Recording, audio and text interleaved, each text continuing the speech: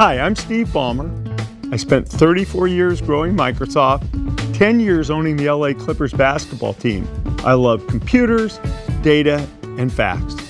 That's why I started USA Facts, to help understand what our government is up to and what's going on in America. I'll share with you the facts and data, all from our government.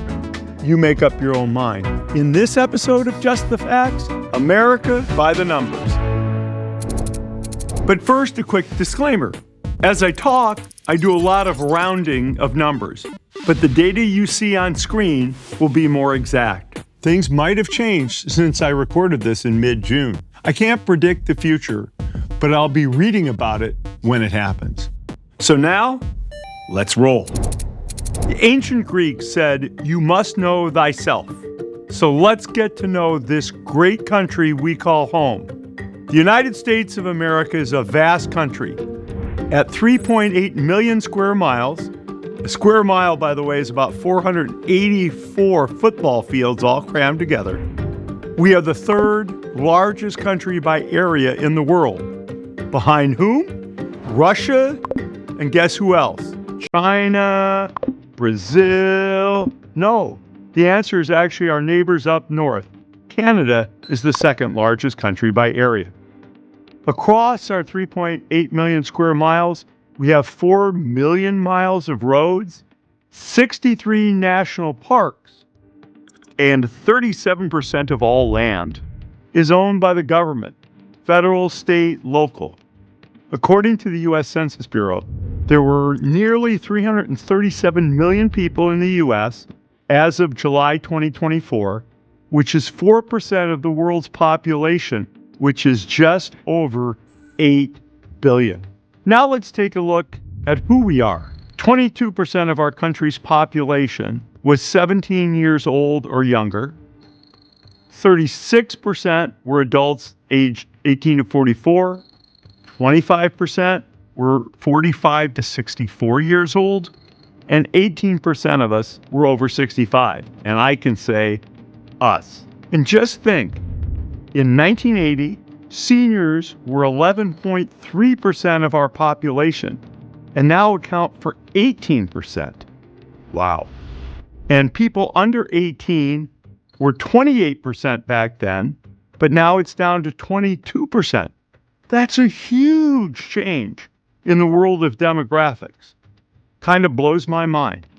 Meanwhile, the composition of U.S. households has also shifted. Married parent households have fallen from 31% of U.S. households in 1980 to just 18% in 2023. Wow, that is so different than from my childhood. At the same time, the share of households comprised of adults living alone without children increased from 23% to 29%.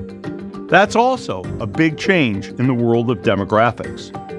The percentage of married people with no kids at home has stayed relatively stable between 28 and 29%. Now, single-parent households with kids under 18 have also remained stable around 7.5%.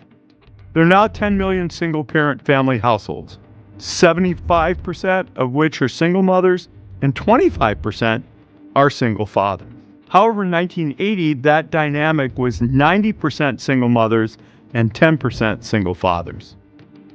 One fact that will likely ring true to many of you, 58% of men and 55% of women aged 18 to 24 lived in their parents' home in 2023.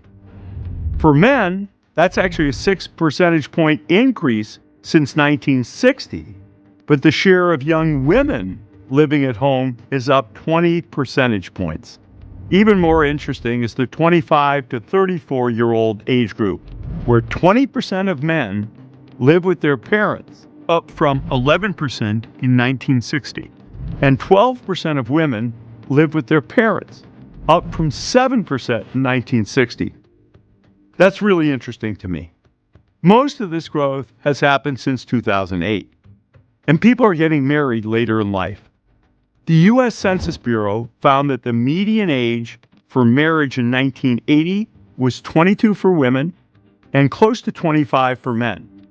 In 2023, it was 28 years old for women and 30 years old for men, another big demographic shift.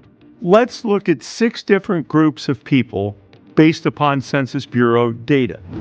First, let's look at people who identify as white but not Hispanic, about 195 million people. Then there are people who identify as white who also identify as Hispanic. That's over 56 million people. Black people who identify as non-Hispanic, 42 million people. And then black people who identify as Hispanic, 3.4 million people. Asians, 21 million people plus, and all other people in the U.S., close to 16 million. Here's a fun fact. To follow the overall trends of population changes between states, we can actually just look at the number of congresspeople assigned to each state and how that has changed over time. Currently, every congressional district includes approximately 760,000 people.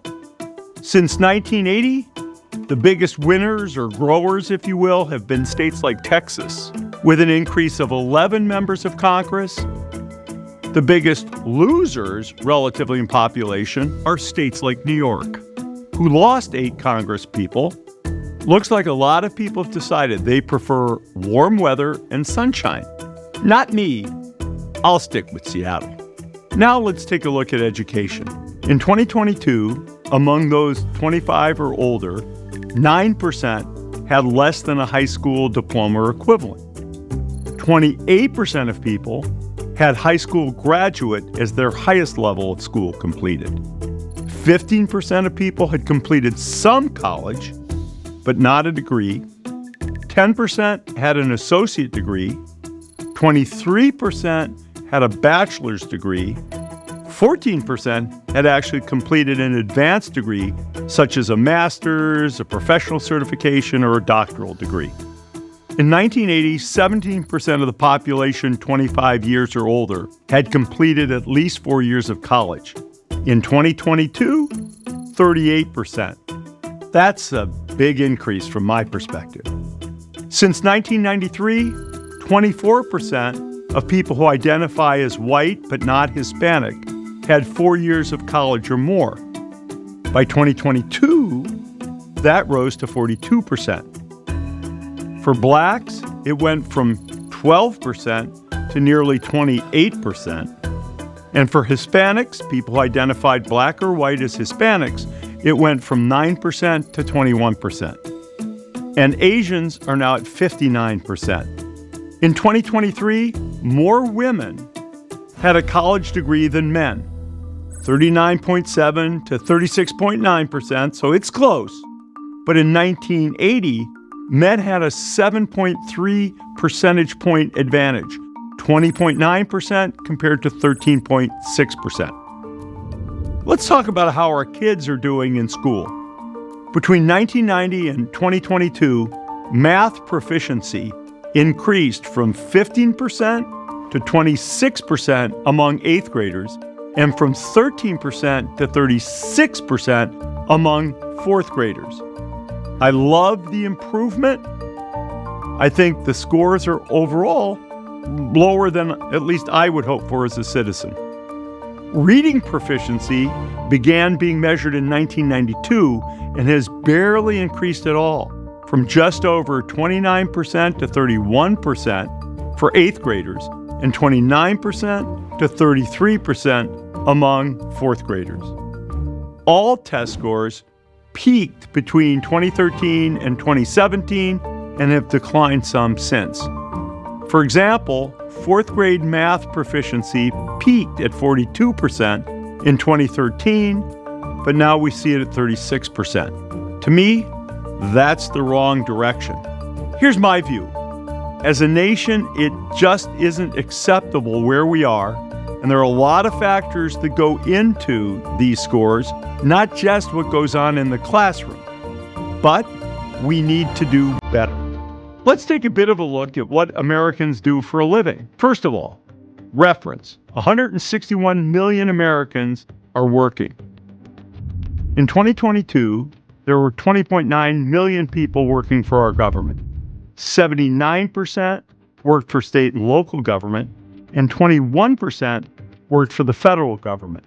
I'm sure it won't surprise you that more Americans are working from home post-pandemic than pre-pandemic. In 2019, 6% of Americans worked from home.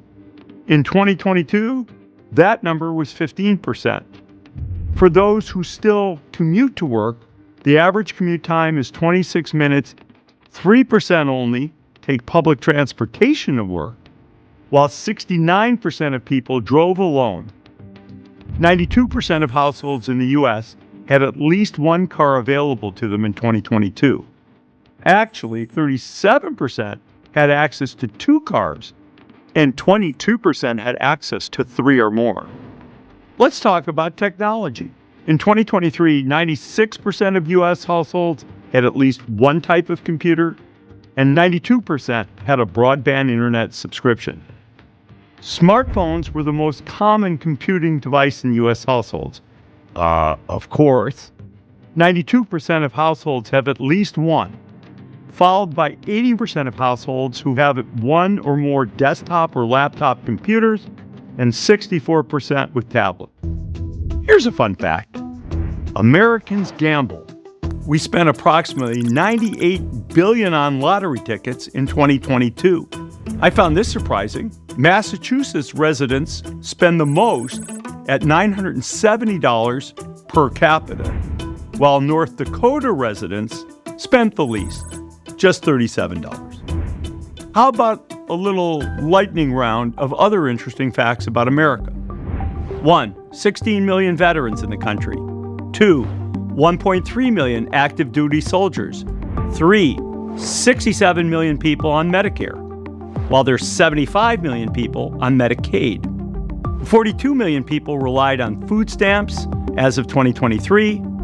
38 million people, unfortunately, were below the poverty line in 2022. 70 million people received Social Security. Our life expectancy is about 77.5 years for someone born today, but the average age of death is 73 years. 1.2 million people were in prison in 2022. That doesn't include people who were in jail, typically for periods under a year. America has 880 million acres of farmland. That's the size of Texas times 5. In 2022, corn was our number one cash crop, followed by soybeans, fruits, and nuts. After oil and gas, civilian aircrafts and parts are the country's biggest export. Our biggest export specifically to China? Soybeans. And finally, a word on our democracy.